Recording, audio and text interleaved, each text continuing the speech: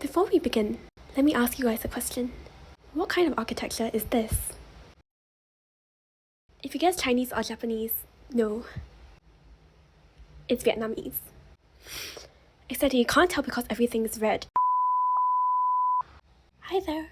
We're going to be building some Oriental architecture today, and more specifically, East Asian architecture from China. By the time this is out, Lunar New Year should have passed, so to those who celebrate, Happy Lunar New Year! In any case, let's get to our first build, a Chinese pavilion. Our main source of inspiration will be from the Yu Gardens in Shanghai, otherwise known as Yuan. Yuan means garden, so please don't say Yuan Garden because it could have a Chai tea situation. Anyways, what we're doing is to lay out the foundations of the pavilion. We've already gotten the base of the pavilion done in red. If you're using this video as a guide, you don't necessarily have to follow the shape that I'm building. Depending on whether your build is circular or rectangular, you'd have to follow different processes to build out the pavilion.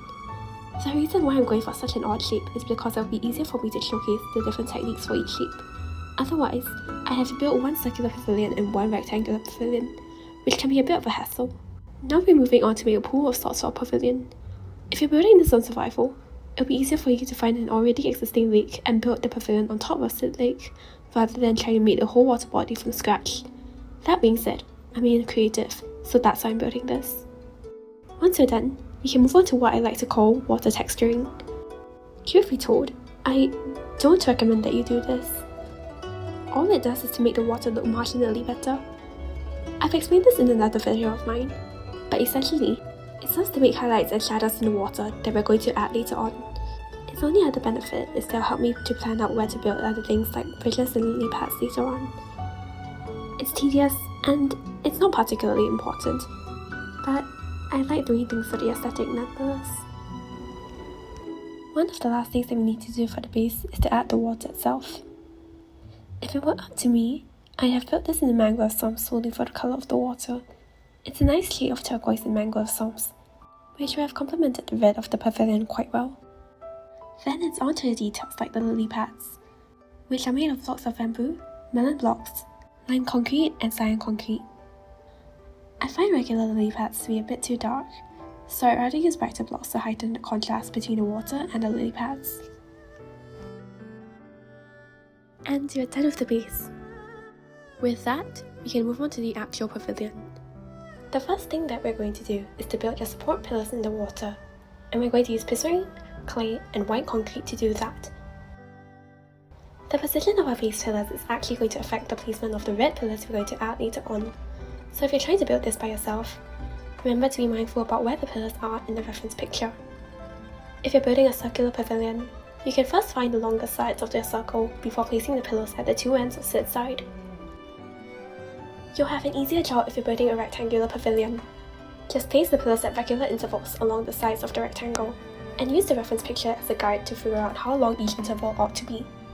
In this build, the pillars are placed at around 9 block intervals.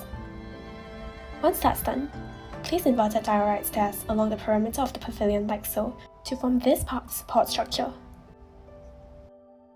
As per usual, if you're building a circular pavilion, you're going to have a much harder time with this than if you're to build a rectangular one. And this doesn't just apply to the support structure. In particular, when we get to the windows and the roof, it can get extremely tedious for a circular pavilion. So if you're relatively new to building, you might want to go for a rectangular pavilion instead.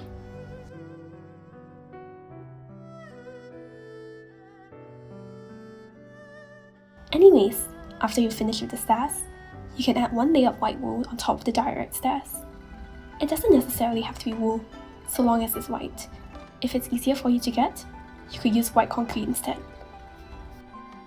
Another block you could use for this part is actually target blocks. They can emulate the red patterns that some pavilions have at the base. Again, though, it's a matter of availability. It takes quite a lot of weight to craft the target block, so using target blocks is entirely optional. When that's done, you can build the floor on the same Y level as the diorite stairs. I don't actually know what the floor of Chinese pavilions are made of, so I assumed it was stone and went with shades of grey. If you think that wood would fit better though, feel free to use it. Now, we can finally get to the red parts of the pavilion. If you want to add lighting to your build, then you're going to need quite a few blocks, namely red glazed terracotta, red wool, red terracotta, stripped mangrove wood, netherrack, and nether bricks. Using these blocks, we make a 6-block high 1x1 pillar. Because you're going to add a roof later, the highest blocks will be the darkest so as to emulate the shadows cast by the roof, while the lower floor blocks can be brighter. If you're building a rectangular pavilion, it's just like the support stairs. You can place them at regular intervals along the perimeter. The only difference is that you can make the intervals between the red pillars about half of that of the support pillars. In this particular build, while the intervals between the support pillars was 9 blocks long, the intervals between the red pillars is about 4 blocks long. On the other hand, for circular pavilions, you can place the red pillars directly on top of your support pillars. However, in addition to that, you can also add 1 red pillar at each midpoint between the longest ends of your circle. So, for example, if your circle looks like this, then your additional pillars will go around here. And once you've got all the pillars down, join them with nether bricks at the top. After you're finished, we'll add 2 layers of nether bricks on top of the perimeter of the pavilion. This additional height ensures that there's enough space for the roof to slope downwards once you get to it. Once that's laid down, it's essentially a repeat of the first level once again, except that this time, we're going to plan out where our second layer of red pillars are going to go before doing anything else. You can use netherrack or stripped mangrove wood for this, and the only thing that you have to bear in mind is that the second layer of red pillars ought to be aligned with the first. And when you're done, add 1 layer of white blocks on top of the nether bricks. If you'd like to try playing with lighting, then you can also substitute some white blocks for grey blocks like clay, stone, and light grey wool.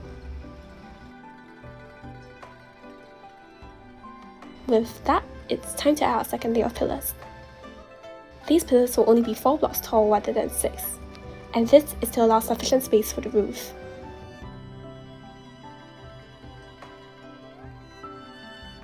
Next, we can add open screen windows to the sides of the pavilion with mangrove trapdoors. Go onto a white block and tower with trapdoors while crouching, then drop down and add trapdoors onto the nether bricks at the top. After that, you can just flip all the trapdoors, and you're done with that section. If you're building a circular pavilion, though, you'll find that there will be a gap between some of the trapdoors like this, so you have to fill it out with trapdoors as well. This is probably the most time-consuming part of the build. Unlike the roof, making the windows doesn't require any thought at all. It's merely placing and flipping trapdoors repeatedly. So if you want to make this, it's a lot easier to build while you're listening to something else while building. You could pull out a playlist or an audiobook, whichever one you prefer. Personally, I watched this series called The Artisan Collective while building the windows. It's a Hermitcraft inspired SMP with small creators, and it's genuinely such a nice series to watch. I'll put a link in the description for the playlist of their videos. So, if you'd like to, go check them out. Anyways, we're done with everything except the roof, so let's get on with that. We're going to start with the lower layer of the roof first. Chinese roofs tend to have a very steep curvature, so we'll try and mimic that in Minecraft.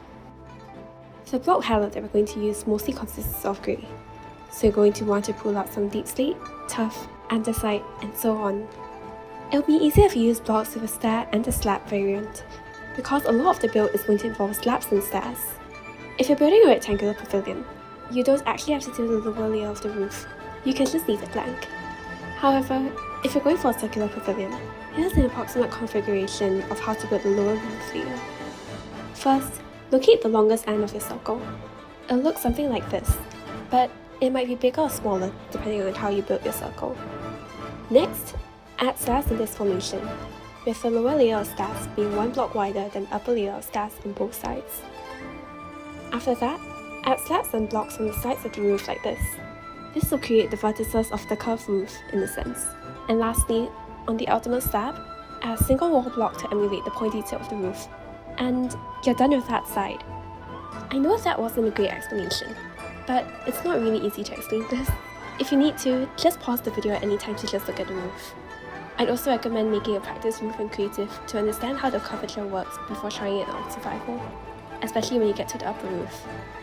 In any case, though, when you're done with each of the longest ends of the circle, just fill up the blank spaces with even more stairs, and you'll be finished with the lower roof.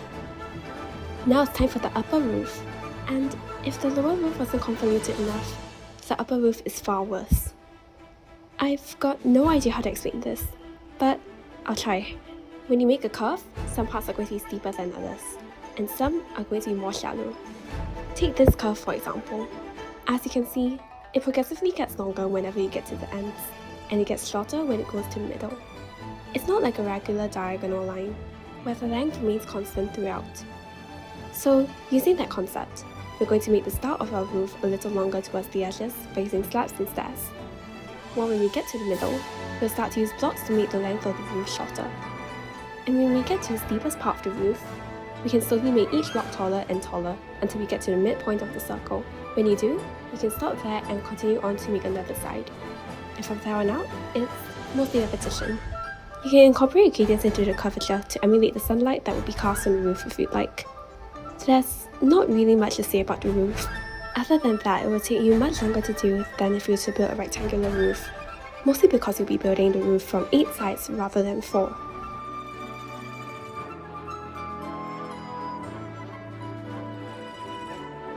As for the rectangular roof, it's just a matter of applying the same principle. Make the roof less steep at the bottom and steeper at the top. Be sure to look at a reference picture when building so that you can get an approximation of just how steep you are to make your roof. And once you're done with that, the last thing to do is to add the pointed top of the roof, otherwise known as a finial. Finials aren't exclusive to Chinese architecture. They can also be found on mosques, churches, temples, and so on. You'll only be adding a finial if you have a circular roof. So if you've got a rectangular one, you don't have to make one. You'll need some yellow and brown blocks for the finial, like wet brick walls, yellow terracotta, yellow glazed terracotta, sandstone walls, and bamboo fences. Use wider blocks at the base and thinner blocks at the top, and you'll be done with the whole pavilion.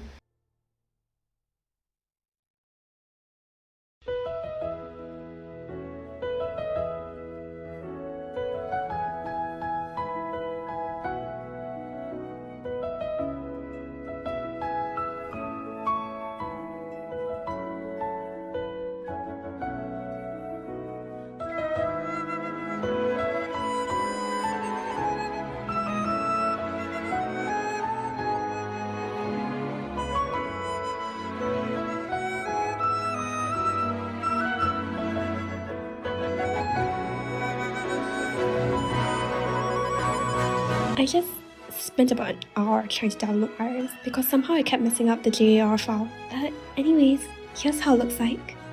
If you want to add any other decorations to spruce up the pavilion, I recommend searching up some pad-thai, which is essentially the Chinese version of Japanese landscaping and bonsai. I didn't add it in this particular build because honestly I wasn't sure how to go about it in this small space, but it still turned out quite alright. Now, we're going to move on to our next build, which is based on this tea house in Jiufen, Taiwan. I'm not entirely sure what kind of architectural style this is. It may be a unique Taiwanese street design, but considering how Taiwan was once a colony of Japan, it's possible that there were Japanese influences on Taiwanese architecture like this. Anyways, this is the main shape of the tea house that we're going to build. It involves a couple of diagonals, but again, you don't have to follow this exact shape if you'd like to build something similar.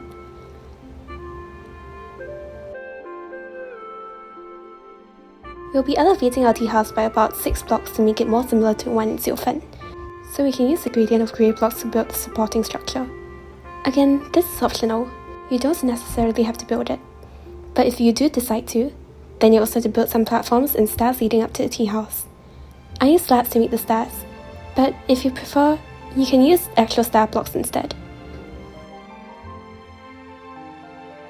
In any case, though, we'll fill up this area of the building with stone, and for the rest, we'll go for a medley of brown wool, terracotta, and spruce planks. If you're building this on survival, remember to light up the area beneath the floor so that mobs don't spawn. After that, it's time for the walls. The walls of the first floor will be black, so we'll be using black wool, deep slate tiles, and grey wool for it. Based on a reference picture, there weren't any windows on the first floor, so you won't be building them yet. That'll be for the upper floors. Just for this corner of the tea house, though, we'll do something a little different.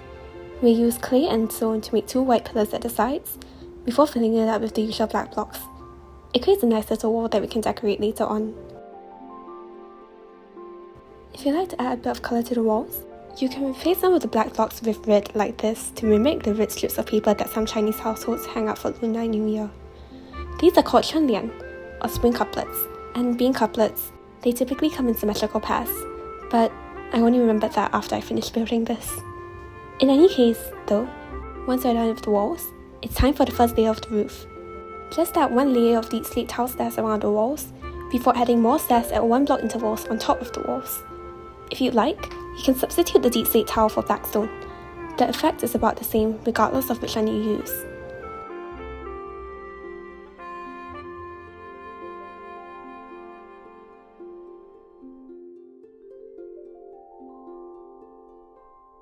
After that, you can add black wool behind and between all of the spaced out stairs, before adding one layer of grey wool on top of the layer of black wool.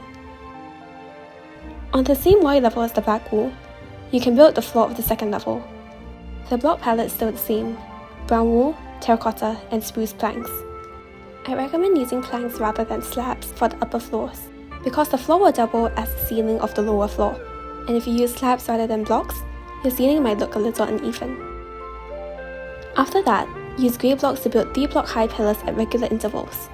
For this build, I placed them at 6 block intervals, but you don't necessarily have to follow that.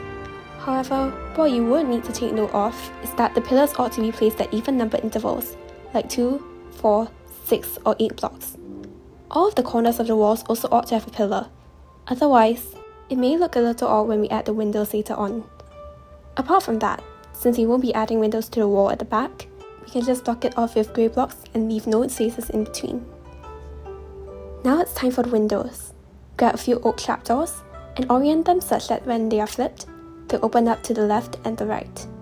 When you flip them, it ought to look something like this.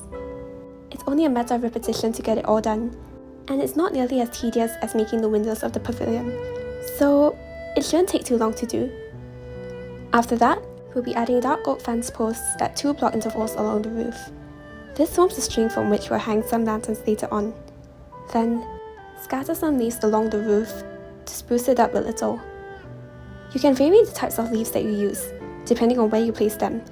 In this build, I used darker leaves like spruce for the back, and brighter leaves like azalea for the front. And when that's done, add 1 layer of dark oak trapdoors beside the windows like so to make the window ledges. We'll then add 2 layers of dark grey blocks on top of our walls to allow ample space for the roof. From there on out, it's just a repeat of all the steps we've done previously. Start with the first continuous roof layer, then the second interspersed roof, followed by a single layer of grey blocks, and then the floor, the pillars, the windows, the dark oak fence posts, the leaves, the dark oak trapdoors, and then the final layer of blocks. With that, we're finished with the third floor. One of the last things to do for the exterior would be the roof, of which we'll use deep slate tiles to make. Unlike the roof of the pavilion, the roof of this tea house is quite shallow, which is to say, it's not steep at all. So we'll mostly use slabs to create a shallow slope upwards like so. After that, we'll be adding some lanterns to the sides. Place red blocks like red wool or stripped mangrove wood under the dark oak fence posts like so, before adding some weeping vines on the underside to emulate the tassels that typically hang from Chinese lanterns. Be sure to add some string underneath as well, otherwise the vines may grow to be too long.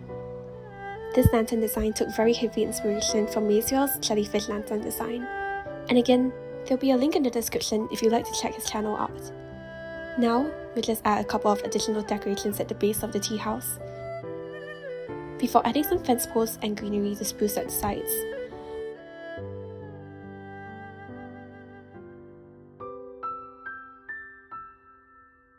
And last but not least, we'll make a little entrance at the front for visitors to pass through.